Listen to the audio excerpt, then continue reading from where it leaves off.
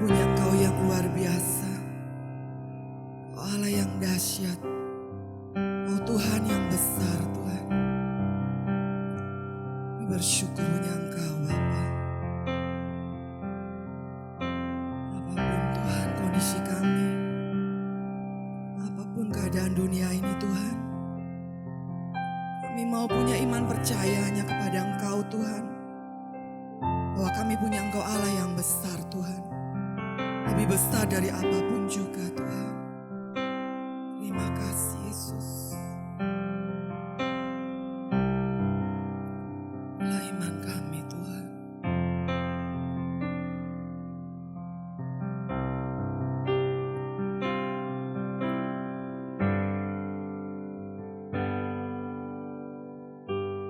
Ku hidup karena percaya Kau yang berjanji setia, pengharapanku selalu ada di dalam-Mu. Ku tidak akan menyerah.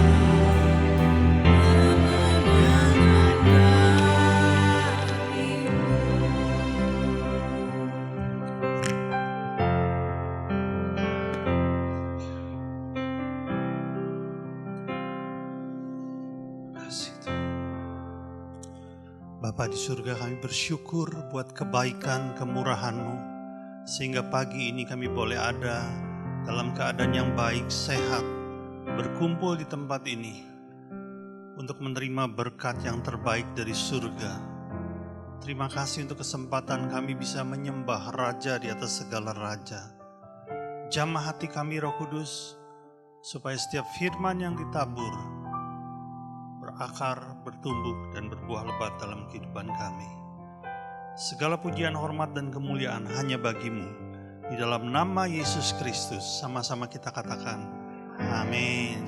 Silakan duduk Bapak Ibu. Shalom. Senang bisa berjumpa kembali dengan saudara dalam keadaan yang baik. Saya juga bersyukur kota kita semakin reda ya COVID-nya ya. Semakin menurun dan ekonomi mulai bisa bergerak kembali. Orang-orang kembali bisa bekerja, bisa berusaha. Semua karena kemurahan Tuhan. Nah, tanggal 6 Oktober kemarin kita mengadakan training Healing on the Streets angkatan ke-18. Terima kasih untuk doanya saudara karena hasilnya sangat baik. Sangat baik. Orang-orang diperlengkapi, dimotivasi, dibakar, dan dipakai oleh Roh Kudus. Ya. Ada 2 orang ibu dari Jakarta, khusus datang ke Malang hanya untuk ke training itu. Namanya Ibu Neni dan Ibu Nelly, saudara. Usianya sebetulnya sudah lebih tua dari saya loh. Tapi selesai ikut training itu, waduh semangatnya luar biasa. Bahkan yang satu menyempatkan diri tinggal masih menginap 5 hari di Malang, hanya untuk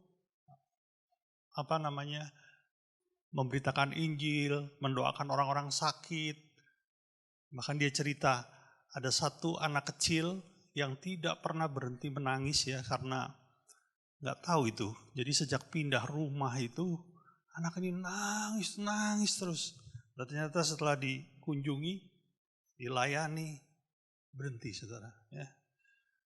Nama Tuhan dimuliakan di sana, haleluya. Terus yang satu lagi yang namanya Ibu Nenin, begitu nyampe Jakarta saudara, besoknya itu dia cari jiwa-jiwa, dia mulai sembuhkan yang sakit, bahkan dia cari orang gila saudara. Ya. Ada di sini yang mau menjangkau orang gila? Haleluya. Itu pekerjaan yang baik loh. Tadinya saya mau tampilkan beberapa video hasil rekaman pelayanan mereka, cuman karena saya khawatir waktunya nggak cukup, jadi saya cerita aja. Nah saudara, saya akan melanjutkan mengenai tanda yang dimiliki oleh orang Kristen yang dewasa. Ini seri ketiga. Saya mau tanya nih, masih ingat nggak seri pertama dan kedua? Itu saya sediain hadiah di belakang. Kalau ada yang bisa jawab tuh, pulang bawa hadiah. Beneran tuh lihat tuh, ada kardusnya di belakang tuh. Tanda orang Kristen yang dewasa yang dulu ada 3 nih yang sudah kita bahas, ada 3 nih. Udah ingat? 1.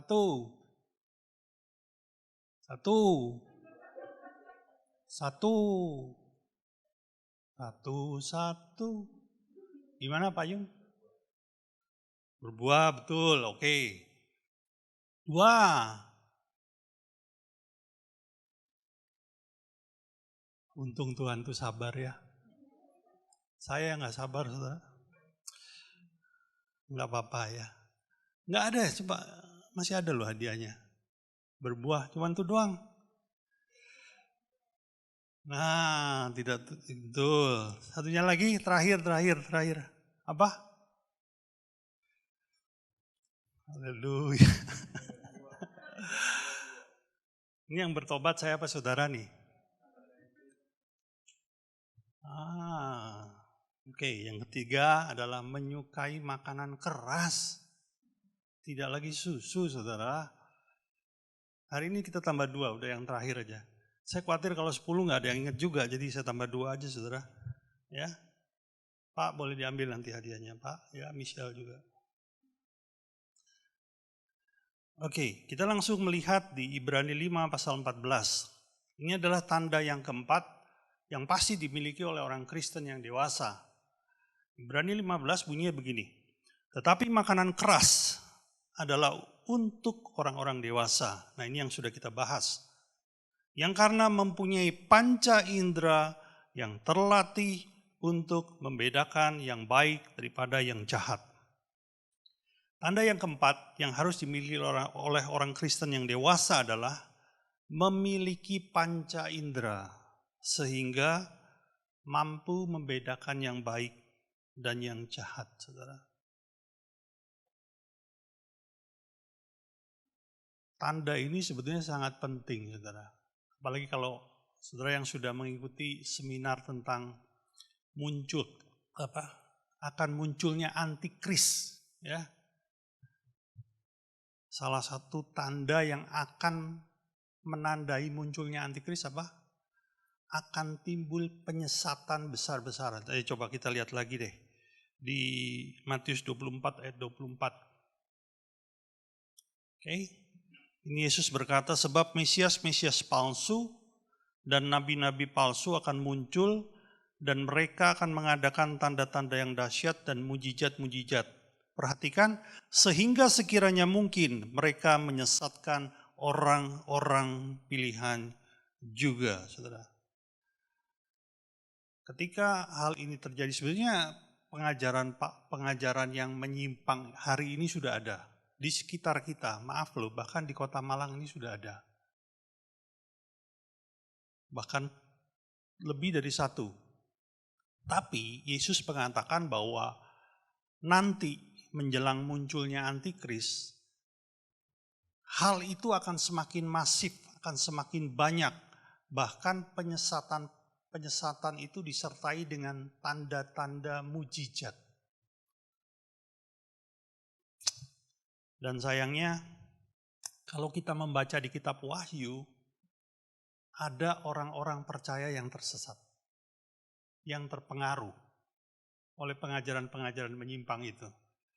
Alkitab memberitahu kepada kita, orang-orang yang dewasa rohani lah yang bisa menjaga dirinya, memproteksi imannya, sehingga dia tidak tersesat, ya. Dia tidak disimpangkan dengan pengajaran-pengajaran itu. Saudara, saya mau tanya ya, coba. Kalau hari ini ada orang datang, mau mengajarkan sesuatu sama saudara, saudara pasti bertanya, Anda dari mana? Kalau orang itu bilang begini, Pak, saya dari gereja setan, saya pastikan Anda pasti tolak, betul enggak?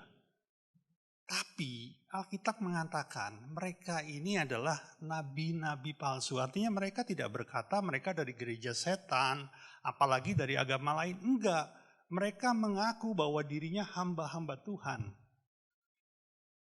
Pendeta seperti saya begini, bahkan loh punya gereja juga.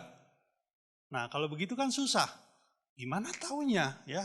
Apalagi kalau kita istilahnya kayak Dr. Oli yang orangnya begitu baik, ramah begitu ya. Tante Wisya gitu. Wah, susah itu. Gimana orang yang datang juga orangnya ramah, baik, sopan gitu.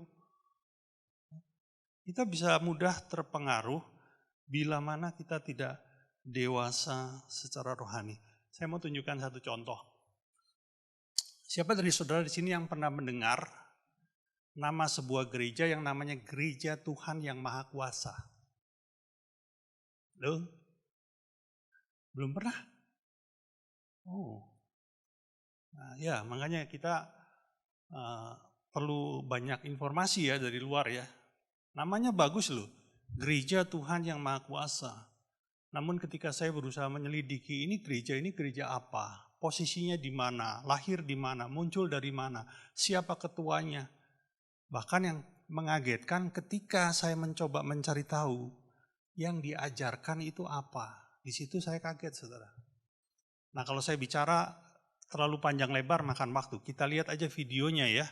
Yang judulnya disiapkan dulu ya, jangan diputar ya. Gereja Tuhan yang Maha Kuasa, klip Gereja Tuhan yang Maha Kuasa, siapkan dulu saja, jangan diputar. Saudara, gereja ini lahir dari Tiongkok, dari Cina. Di sana, di tempat lahirnya, sudah memiliki lebih dari 1 juta pengikut. Lebih dari 1 juta pengikut loh, bayangkan, itu jumlah yang sangat besar. Dan gereja ini sangat aktif, agresif, menyebarkan pengajarannya melalui sosmed. Jadi melalui Facebook, melalui YouTube, atau melalui WhatsApp, ya, dan semacamnya lah. Mereka menjaring pengikut dan mulai mengajarkan hal-hal seperti itu. Saya lihat bahkan kalau saudara mau cek nanti bisa di YouTube itu, saudara masukkan aja Gereja Tuhan Yang Maha Kuasa. Dia itu sudah menghasilkan atau menayangkan upload videonya ratusan video di YouTube. Dan sudah diterjemahkan ke bahasa Indonesia. Hebat ya, lahirnya di Cina, ini sudah masuk loh ke Indonesia yang begini jauh. Subscribernya sudah 180.000. Wow, haleluya. Banyak itu saudara. Ya, memiliki kemampuan keuangan yang sangat kuat sehingga bisa bikin film-film yang bagus-bagus yang ditayangkan di YouTube. Coba kita lihat ya. Ya, boleh di-play. Tolong lampunya ya.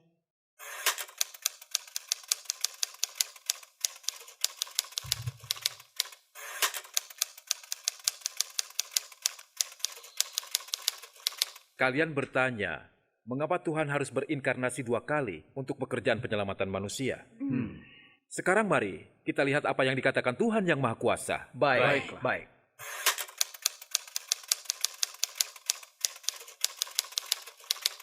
Mari kita buka halaman 1008. Tuhan Yang Maha Kuasa berfirman, inkarnasi pertama adalah untuk menebus manusia dari dosa melalui daging Yesus, yang artinya Dia menyelamatkan manusia melalui salib. Namun watak iblis yang rusak tetap ada dalam diri manusia.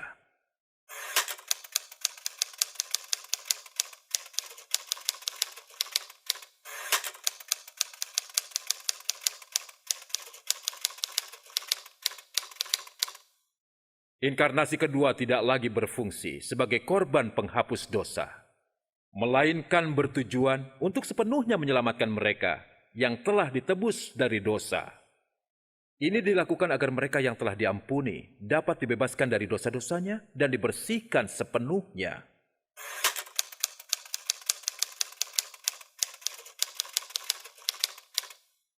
Serta berubah watak mereka sehingga terlepas dari pengaruh kegelapan iblis dan kembali ke hadapan tahta Tuhan. Dengan begini, manusia dapat sepenuhnya disucikan.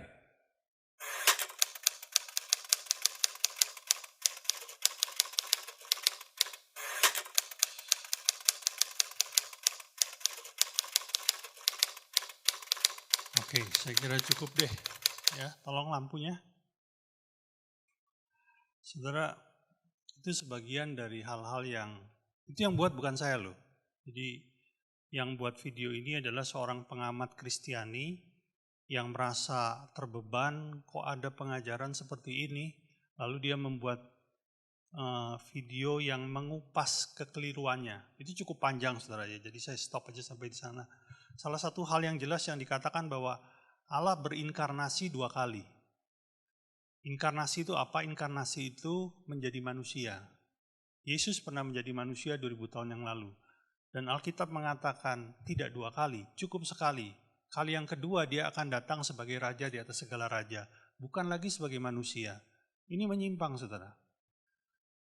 Tapi kalau saudara tidak ngerti, kita tidak mempunyai panca indera yang terlatih. Sehingga ketika kita melihat pengajaran seperti itu, kita bisa mendeteksi.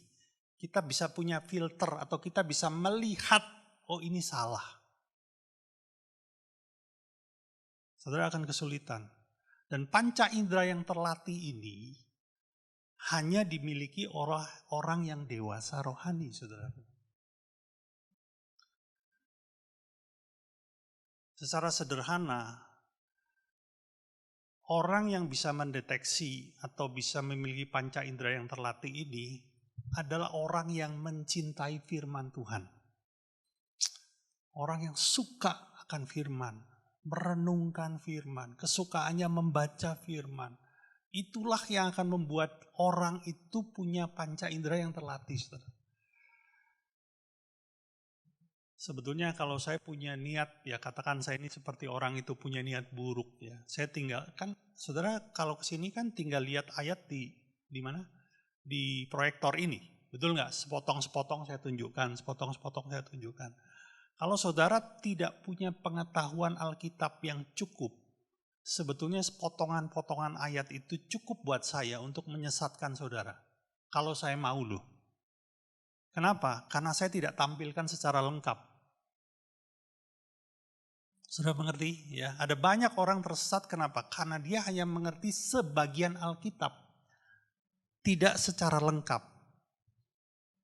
Nah, di titik itu dia tidak memiliki panca indera yang terlatih. Saudara, bahkan saya ini kan suka dengerin lagu ya.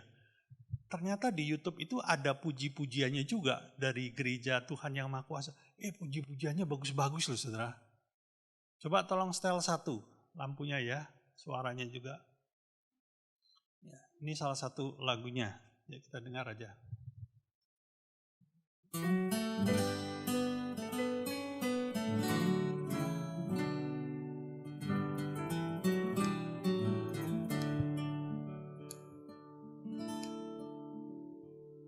Pengetahuanmu tentang Tuhan, otoritas kuasa dan hakikatnya tak dapat diperoleh dari khayalanmu. Jangan berhayal, tak berarti berdiam saja atau menunggu kebinasaan. Oke, cukup. Ya, lampunya. Saudara, bagus kan lagunya ya? Enak loh didengar. Tolong, Din, nanti yang ini mukanya di blur ya. Oke. Lalu ya. Ini yang nyanyi orang Indonesia loh. Ya, makanya mukanya di blur aja, nanti gak enak. Gereja ini tidak mengajar Anda untuk membunuh, tidak mengajar Anda untuk mencuri, menipu. Enggak. Tidak ada pelanggaran kriminal. Tapi membawa saudara kepada tujuan hidup yang salah. Membawa saudara kepada iman yang salah. Dan akhirnya saudara akan terpisah dari Kristus. Bahaya di situ loh. Orangnya baik-baik loh. Bayangkan. Saudara, ada banyak pengajaran-pengajaran yang sekarang menyimpang di sekeliling kita. Saya ini kepingin mengupas sebetulnya. Tapi kalau di dalam ibadah minggu yang ditayangkan di YouTube begini, saya nggak bisa bicara bebas. Jadi saya akan mungkin satu kali kita buat seminar internal aja. Antar kita aja ya, kita akan kupas lebih detail, lebih jelas. Tapi paling tidak, izinkan pagi ini saya menyampaikan prinsip-prinsip yang bisa menjadi alat bantu buat kita untuk mendeteksi ini benar apa salah. Prinsipnya aja ya, nanti untuk detailnya kita adakan di seminar. Yang pertama, pengajaran yang mengatakan Yesus itu bukan Tuhan. Ini prinsip. Kalau Anda diajar sebaik apapun orang yang mengajarmu dan dia mengajarkan Yesus itu orang baik, orang yang dipakai Tuhan, orang pilihan Tuhan, tetapi bukan Tuhan. Nah itu mulai, ini udah melanggar saudara. Ada nggak? Ada. Ya, saya sebut aja deh namanya. Saudara kita saksi Yehova kan begitu. Baik nggak orangnya? Oh baik-baik loh. Kadang-kadang saya lihat mereka kelihatannya malah jauh lebih baik daripada orang Kristen pada umumnya loh. Mereka sigap, tanggap, cepat menolong dan membantu, bayangkan. Yang kedua, Yesus berinkarnasi 2 kali, seperti yang tadi disebut. Menjadi manusia 2 kali. Yang ketiga, pengajaran yang tidak menegur manusia terhadap dosa. Tidak ada teguran dosa. Nah ini bahaya saudara. Yang keempat, korban Yesus di kayu salib tidak cukup untuk menyelamatkanmu. Harus diberi upaya-upaya tambahan. Ini menyesatkan saudara. Karena korban Yesus di atas kayu salib itu cukup untuk menyelamatkan Anda dan saya. Yang berikutnya, mengikut Yesus, jadi mengajarkan Anda dan saya, ikut Yesus supaya memperoleh berkat materi. Ini sebenarnya menyimpang saudara. Kalau Anda diajar supaya ikut Yesus dengan tujuan nanti supaya kita diberkati secara materi, itu sebenarnya menyimpang. Yang berikutnya ya, yang keenam, pengajaran yang tidak membawamu hidup dalam pertobatan. Banyak loh saudara. Oke, itu jadikan prinsip lah, rambu-rambunya dulu ya. Doakan kalau nanti kita adakan seminar mengenai ini secara internal. Nah, itu adalah tanda yang keempat. Jadi orang Kristen yang dewasa, dia punya panca indera yang terlatih, sehingga dia bisa membedakan mana yang baik dan mana yang jahat. Tanda kedewasaan yang kelima, ini yang terakhir saudara, adalah iman yang dewasa. Ketika kita bertumbuh di dalam Tuhan, perhatikan, Anda dan saya ini ikut Tuhan bukan sekedar ikut-ikutan. Karena Tuhan mengharapkan ada pertumbuhan rohani. Saudara, sebenarnya sungguh mengecewakan hati Tuhan. Kalau kita ikut Tuhan bertahun-tahun, tapi kita tidak mengalami pertumbuhan rohani. Seperti engkau punya seorang anak, maaf ya, yang punya kekurangan. Orang bilang idiot atau sebagainya. Secara usia anak ini bertambah 10, 15, 20, 25 tahun, 30 tahun. Tetapi intelijennya tidak berkembang. Kedewasaannya tidak berkembang. Itu buat orang tuanya apa? Menyakitkan loh. Menyedihkan buat orang tuanya. Demikian pula dengan Bapa kita di surga. Ketika seseorang bertumbuh dewasa di dalam Tuhan, ada tandanya. Apa itu? Imannya juga tumbuh menjadi iman yang dewasa. Nah, di titik ini mungkin saudara agak sulit mengerti apa maksudnya iman yang dewasa ya. Kalau rohani yang dewasa saudara mungkin bisa tangkap. Tapi apa maksudnya dengan iman yang dewasa? Saya akan berikan contoh-contoh aja supaya saudara bisa mengerti ya. Ketika saya baru percaya dulu ya, saya baru percaya Yesus, saya baru bertobat. Ada satu ayat yang paling saya sukai. Coba kita lihat Markus 11 ayat 24. Ini ayat yang paling saya sukai. Bunyinya demikian. Karena itu aku, Yesus berkata kepadamu, apa saja yang kamu minta dan doakan, percayalah bahwa kamu telah menerimanya. Maka hal itu akan diberikan kepadamu. Saudara, ini ayat betul-betul hafal saya. Bukan saja saya hafal, saya betul-betul imani saudara. Ini menjadi dasar iman saya. Setiap doa, setiap kebutuhan yang saya naikkan kepada Tuhan, ayat ini menjadi dasar iman saya. Bahwa ketika saya meminta kepada Tuhan, saya percaya sudah menerimanya, maka hal itu akan diberikan kepada saya. Dan ini saya alami. Mungkin saudara juga banyak yang mengalami hal ini. Salah satu contoh adalah saya ingat banget itu waktu Kaleb masih 4 tahun di mana dia mau masuk TK saudara. Ketika pengumuman sekolah diumumkan ternyata Kaleb diterima, ada satu hal yang terjadi di mana kami mengalami kesulitan keuangan. Dan saya sebenarnya tidak mampu untuk melunasi. DP sih udah kasih, kita udah kasih uang muka 500.000. Tapi pada masa itu sisanya masih ada 2,5 juta dan itu harus dilunasi 1 hari sebelum masuk sekolah. Saudara. Dan ketika tiba harinya, saya masih belum punya uang. Saudara. Tapi saya berdoa sungguh dan saya percaya dengan cara apapun, Tuhan bisa buat anak saya tetap bisa sekolah. Sekalipun saya nggak punya uang. Dengan cara apapun. Saya nggak tahu caranya seperti apa. Tapi saya percaya, saya yakini. Sehingga pada harinya tiba, istri saya berangkat ke sekolahan. Sebetulnya mau memberitahu bahwa kami tidak bisa melunasi. Ya, tinggal tunggulah apa keputusan sekolah. Apakah diizinkan atau tidak. Saudara, ya sekolah di Jakarta agak berbeda ya dengan yang di Malang, saudara. Mereka itu kan apa adanya gitu.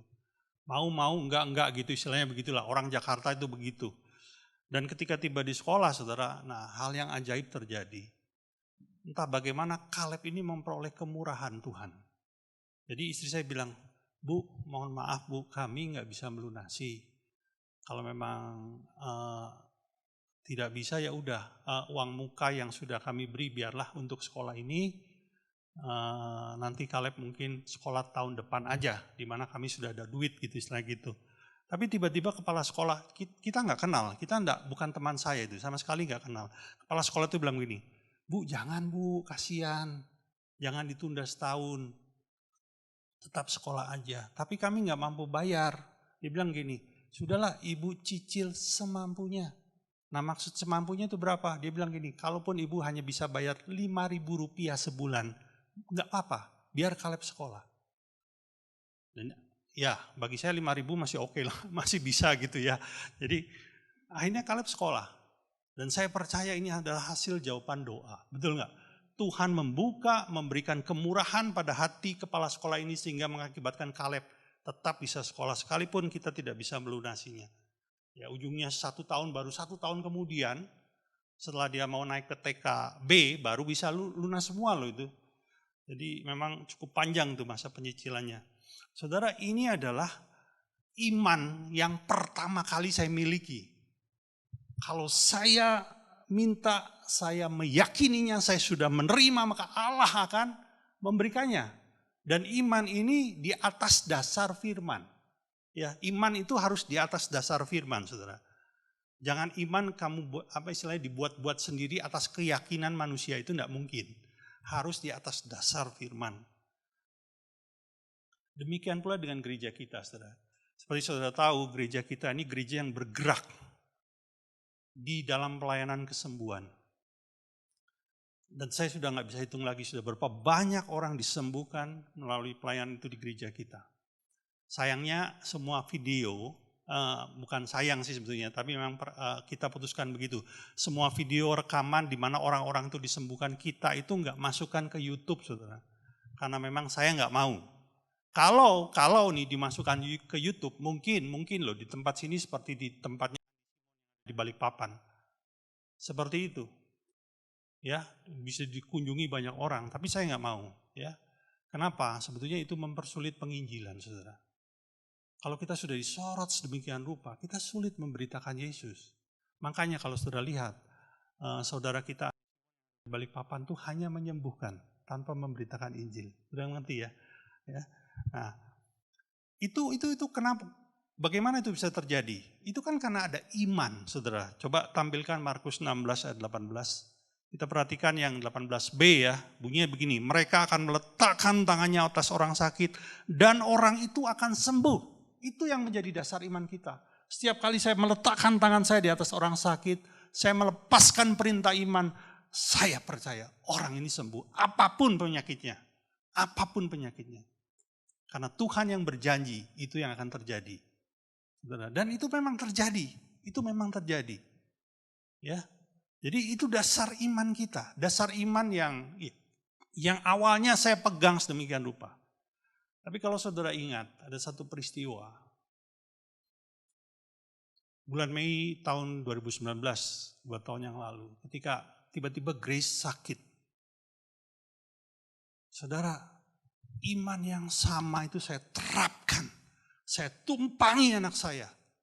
Dan saya meyakini dia sembuh oleh kuasa Tuhan. Bukan saja itu, saya panggil istri saya. Ayo tumpangi sama-sama. Kita imani, Grace pasti sembuh. Di mana ada banyak orang kita lakukan yang sama. Hal itu Tuhan lakukan mujizat dan sembuh. Tapi kita tahu di hari yang ketiga, Grace meninggal. Apa ada yang salah dengan iman saya? Oh no, saudara. Tidak ada yang salah dengan iman saya.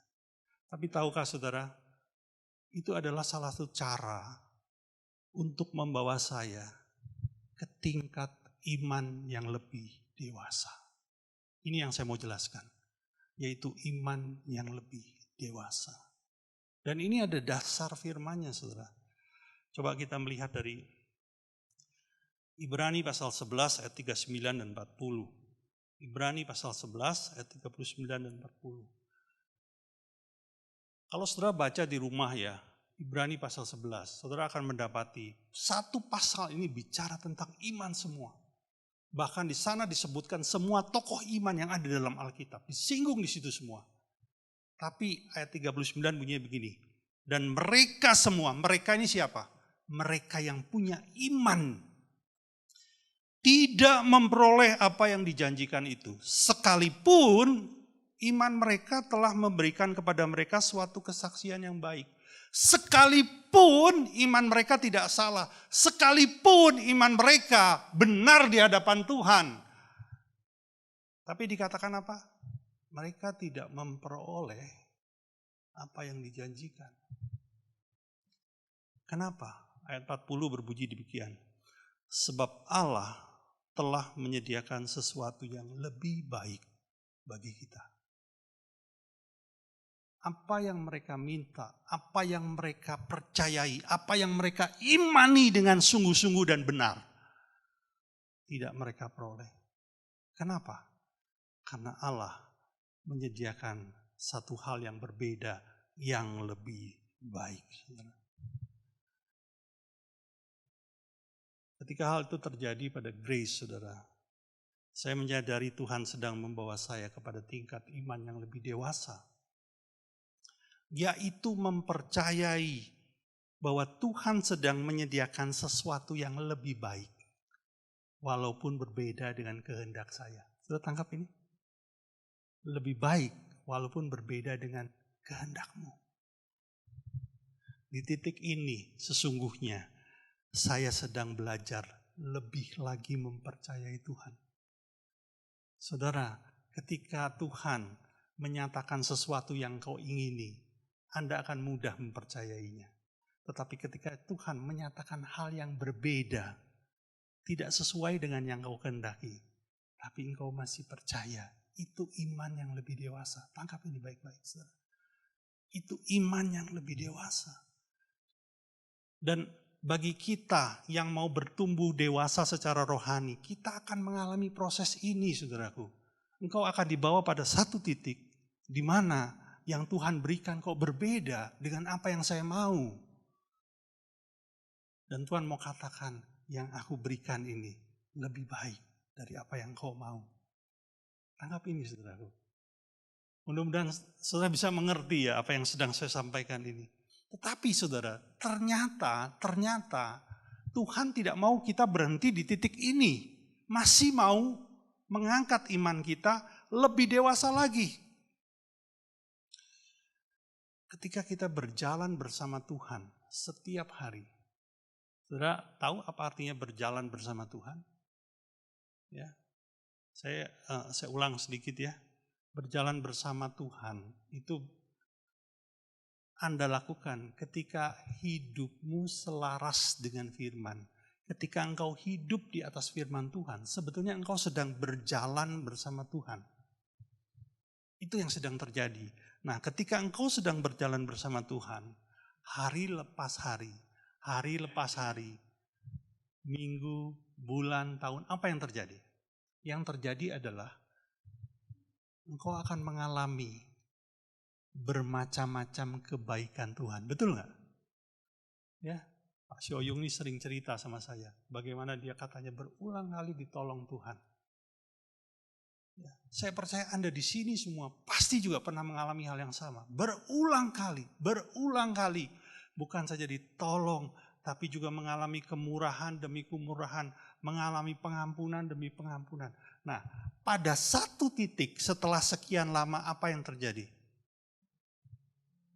Anda akan mendapati, ini saudara tangkap ya, saudara akan mendapati bahwa Bapa kita itu sebetulnya tahu semua kebutuhanmu. Tahu, bahkan sebelum engkau mendoakannya loh, sebelum engkau memintanya, dia sudah tahu. Bukan saja dia berhenti pada titik tahu, tapi dia juga melangkah lebih jauh, dia menyediakannya. Halo? Coba kita lihat Matius 6 ayat 8 bagian B. Karena Bapamu mengetahui apa yang kamu perlukan sebelum kamu minta kepadanya.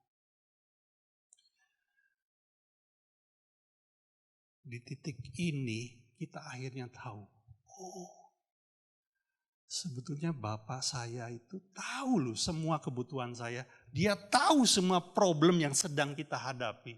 Dia tahu selama pandemi ini ada banyak kesulitan. Ada yang mungkin usahanya menurun drastis, ada yang mungkin bahkan kehilangan pekerjaan, sulit bayar kontrakan, sulit bayar uang sekolah anaknya, dan segala macam. Dia tahu. Apa akibatnya kalau imanmu sampai ke titik ini? Engkau punya iman sampai pada titik Bapakku tahu dan Bapakku menyediakannya. Apa yang terjadi, saudara? Yang terjadi adalah kebutuhan hidup dan masalah yang sedang engkau hadapi bukan lagi sebuah pergumulan. Saya ulangi ya, kebutuhan hidup dan masalah yang sedang engkau hadapi bukan lagi sebuah pergumulan. Kenapa? Karena hatimu tahu, hei Bapakku tahu loh, dan dia sudah sediakan, dia berikan yang terbaik. Oleh karenanya, di tingkat iman seperti ini, doa orang itu tidak lagi diisi oleh daftar kebutuhannya. Enggak lagi. Tuhan aku ini perlu ini, Tuhan aku ini perlu ini, Tuhan aku ini perlu ini. Udah enggak lagi, saudara. Karena dia sudah sampai pada titik iman yang dewasa. Ini anak saya ini umurnya udah di atas 20 ya. 2001. Ya, Kaleb 20. Yang ini 22, saudara. Dia kenal saya cukup baik, saudara. Tahu nggak, saudara? Waktu Kaleb lulus SD, dia nggak minta sama ya, Pak, tolong dong masukin Kaleb ke SMP. Demikian pula waktu Yoel, tolong dong Yoel juga masukin ke SMA. Enggak. Dengan sendirinya saya sediakan. Ada nggak ada saya coba untuk adakan. Dan itu berlangsung bertahun-tahun. Hari ini mereka tahu bahwa apapun yang mereka butuhkan, Bapaknya akan sediakan. Itu membuat mereka udah gak perlu minta lagi. Dan saya sebenarnya juga gak perlu tanya sama mereka. Demikian pula ketika engkau punya iman, seperti itu kepada Bapamu yang di sorga. Saya percaya Anda di sini semua punya kebutuhan kok. Pasti, saya juga punya kebutuhan. Tapi ketika engkau punya iman di titik ini, apa yang terjadi? Ada damai sejahtera loh. Sekalipun kelihatannya kebutuhan itu belum terjawab, ada damai sejahtera. Saudara, 2022 itu tahun yang luar biasa. Semuanya sedang bergeser. Anda lihat, kalau Anda suka mengawasi berita internasional, bagaimana sekarang sudah terjadi krisis energi bahkan di negara-negara besar. Mobil mulai bergeser dari mesin ke arah listrik. Bahkan Indonesia sedang membangun pabrik baterai. Semuanya akan bergeser, saudara. Tahukah hal itu akan membuat ekonomi tergoncang? Kalau saudara runtut, saudara bisa mengantisipasi apa yang akan terjadi di 2022, apa yang harus saya antisipasi? Oh no, kita nggak bisa, saudara. Tapi waktu engkau punya iman yang dewasa, hey, saya yakin saya bisa lewati 2022. Haleluya. Doa orang yang punya iman yang dewasa tidak lagi diisi oleh kebutuhan, tapi diisi apa? Doanya diisi oleh kehendak Allah. Yang dia minta apa? Tuhan, tuntun aku supaya aku bisa berbuah lebih lebat daripada sebelumnya. Tuhan, bentuk aku supaya aku bisa memiliki karakter Yesus. Tuhan, berikan aku keberanian supaya aku bisa memberitakan Injil. Itu doa orang yang dewasa, saudara. Tidak lagi minta kebutuhan-kebutuhannya. Karena dia tahu Bapaknya pasti mencukupi. Dan orang-orang seperti inilah yang bisa menghadapi perubahan-perubahan dunia. Oleh karena itu, Paulus pernah menulis kepada anak-anak rohaninya yang ada di Filipi. Coba kita lihat ya. Filipi 4 ayat 19.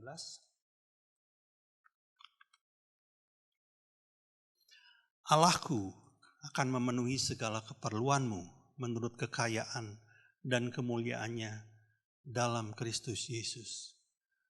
Saudara, surat ini ditulis oleh Paulus dari dalam penjara. Si penerima adalah sekelompok orang Kristen di kota Filipi yang amat miskin. Bukan saja miskin, mereka berulang kali harus menghadapi penganiayaan karena imannya. Tapi Paulus bilang apa? Allah akan memenuhi segala keperluanmu, mencukupi, memelihara hidupmu dengan sempurna. Haleluya. Kalau saudara masih ingat, 2 minggu yang lalu saya menampilkan kesaksian dari seorang hamba Tuhan yang bernama Jim Yos yang melayani di Papua. Dalam kutipan itu dikatakan dia mengalami masalah di mana matanya hampir buta karena terlalu sering menggunakan obat malaria, saudara. Efeknya ke mata hampir buta. Saudara, dia mau sembuh nggak? Dia kepingin sembuh. Tapi tahukah saudara, ketika dokter mengatakan sudah tidak mungkin lagi sembuh, yang jadi concern apa? Yang jadi pertimbangan apa? Dia bilang begini, kalau saya harus kehilangan mata, tapi satu suku bisa selamat, lebih baik saya kehilangan mata. Saudara, pergumulan pribadinya sudah bukan masalah, tapi yang menjadi fokus atau perhatiannya adalah kehendak Allah dalam hidupnya, saudaraku. Ini loh iman yang dewasa, saudaraku. Kenapa dia berpikir seperti itu, saudara? Karena dia tahu, kalaupun Tuhan izinkan dia buta, Filipi 4 ayat 13 berkata, segala perkara dapat kutanggung di dalam Dia yang memberi kekuatan kepadaku. Artinya, kalaupun dia diizinkan buta, Tuhan pasti mampukan dia untuk hidup melewati semuanya itu. Nah, saudara, orang Kristen yang dewasa, tandanya adalah punya iman yang dewasa. Saya ulangi dari depan, saudara. Tanda orang Kristen yang dewasa, pertama, tidak ikut Tuhan untuk roti. 2, hidupnya berbuah. 3, menyukai makanan keras. 4, memiliki panca indera yang terlatih. 5, memiliki iman yang dewasa. Seorang hamba Tuhan lalu menciptakan lagu, saudara. Dari tulisan Paulus di Filipi tadi. Saudara pasti pernah dengar. Kunci D.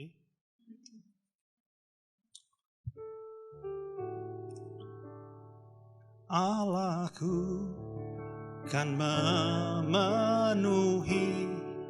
keperluanku menurut kekayaan dan kemuliaannya.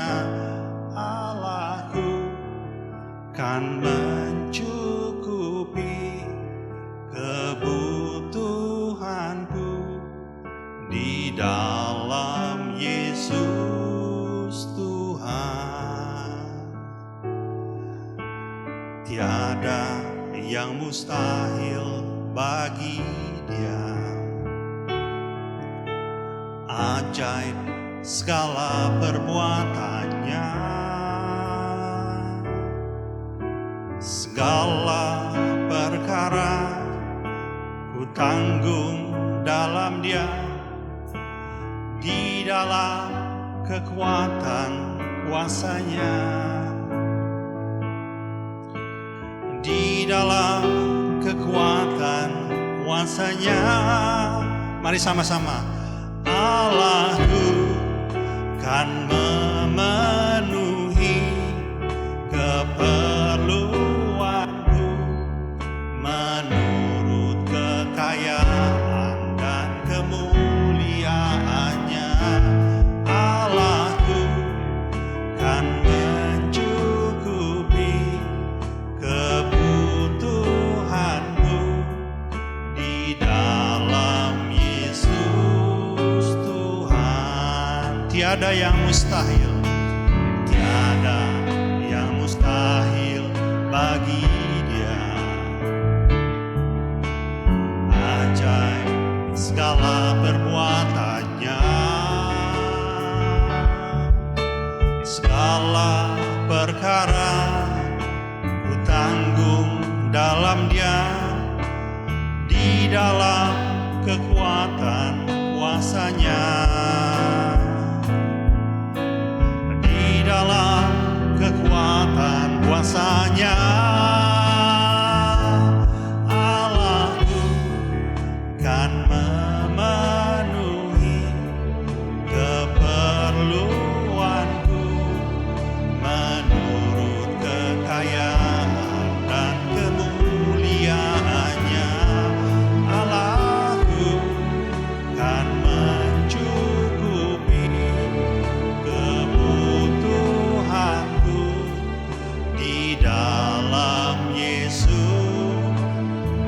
dalam Yesus Tuhan, di dalam Yesus, di dalam Yesus, di dalam.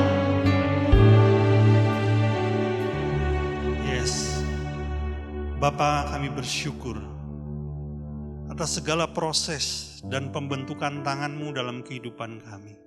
Dan kami mau terus bertumbuh dewasa, sehingga semua tanda-tanda kedewasaan rohani itu muncul dari hidup kami. Dan semuanya itu memuliakan-Mu. Terima kasih untuk firman pagi ini Bapa.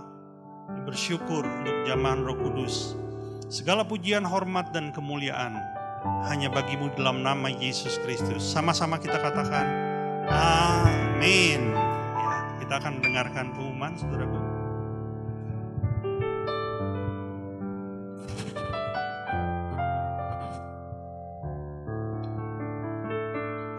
Shalom. Saya langsung bacakan pengumuman. Bagi yang ikut mengikuti ibadah tatap muka, harap mendaftar terlebih dahulu di grup Telegram gereja. Dan ibadah online dapat diakses sekitar pukul 2 siang. Dan link juga diinformasikan melalui grup Telegram. Mari kita senantiasa membangun misbah doa setiap pukul 8 malam. Ajak setiap anggota keluarga membangun hubungan intim dengan Tuhan. Dan doa malam tetap diadakan setiap Rabu pukul 7 malam. Dimohon hadir sebelum 15 menit sebelumnya untuk protokol kesehatan. Dan mari kita berdoa buat persembahan. Bapa di dalam surga, terima kasih Tuhan. Kami bersyukur Engkau Allah yang memberikan berkat. Untuk kami juga belajar mengelola setiap berkat keuangan yang daripada-Mu.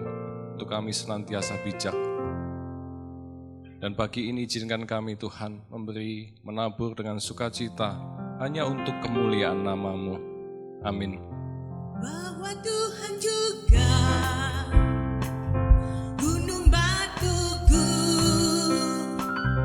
bahwa Tuhan juga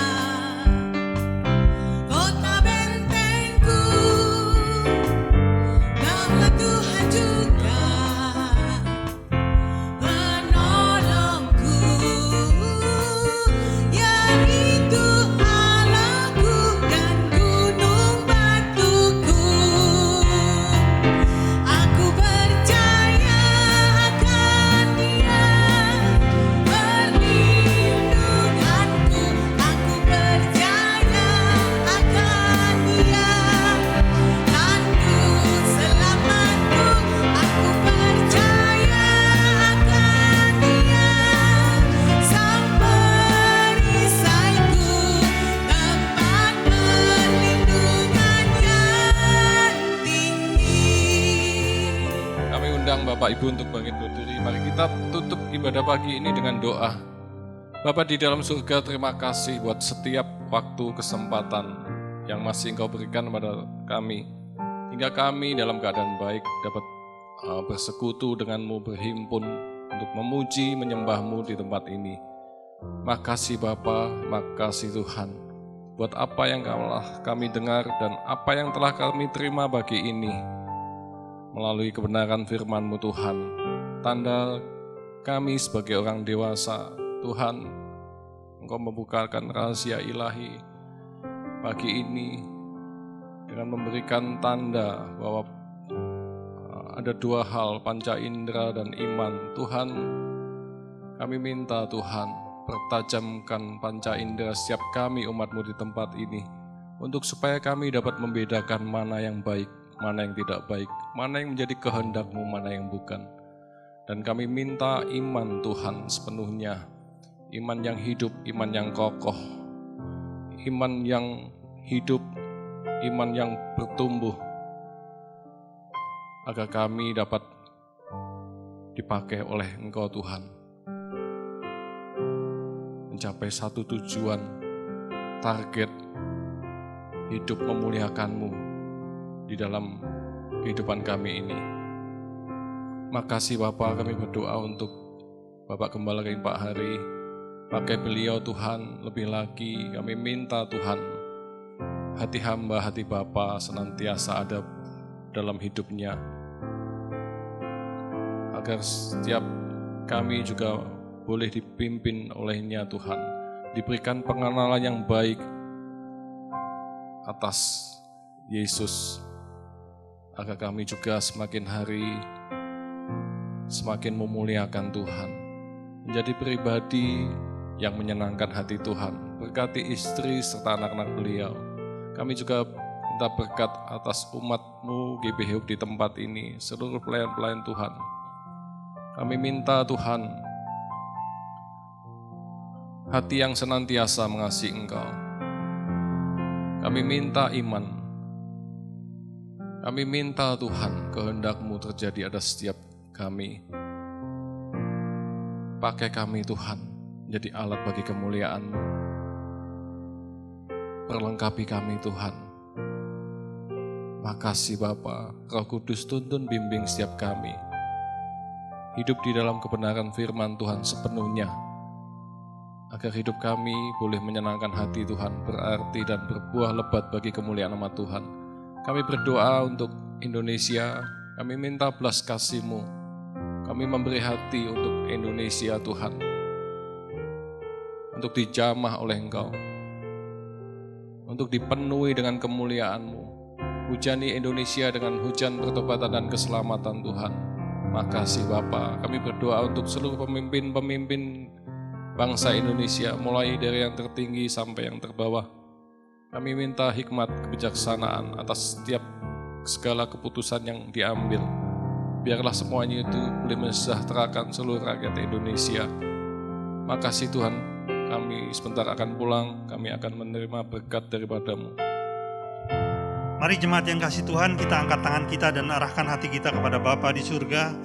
Diberkatilah Engkau berlimpah-limpah dengan segala yang terbaik dari Allah Bapa, kasih-Nya yang sempurna di dalam Yesus Kristus, serta kekuatan, pertolongan, dan penghiburan dari Roh Kudus, memampukan Engkau untuk hidup dalam segenap kehendak Allah. Kita yang sudah menerima semuanya itu, sama-sama kita katakan, Amin. Tuhan Yesus memberkati.